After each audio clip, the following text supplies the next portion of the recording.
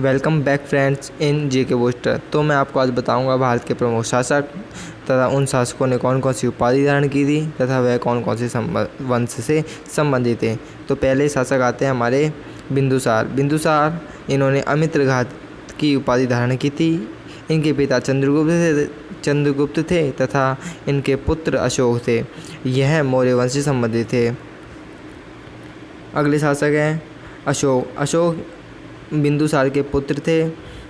यह मौर्य वंश के थे और इन्होंने देव नाम प्रिय की उपाधि धारण की थी।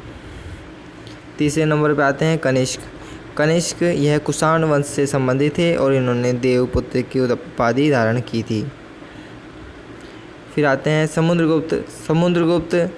समुद्रगुप्त को कविराज के नाम से जाना जाता है। यह गुप्त वंश से संबंधित थे और इन्हें भारत का नेपोलियन तथा गुप्त वंश का वास्तविक संस्थापक भी कहा जाता है।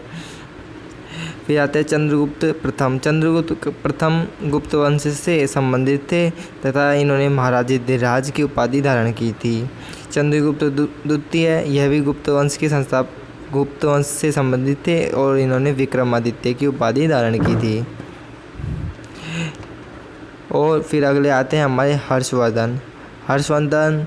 ये पुष्यभूति वंश से संबंधित थे और इन्होंने शिलादित्य की उपाधि धारण की थी और इनके शासनकाल में हेनसांग भारत आए थे। पुलकेशिन द्वितीय चालुक्य वंश के शासक थे और इन्होंने परमेश्वरम की उपाधि धारण की थी। राजराज ये चोल वंश के शासक थे जिन्होंने जयमोंड की उपाधि धारण की थी।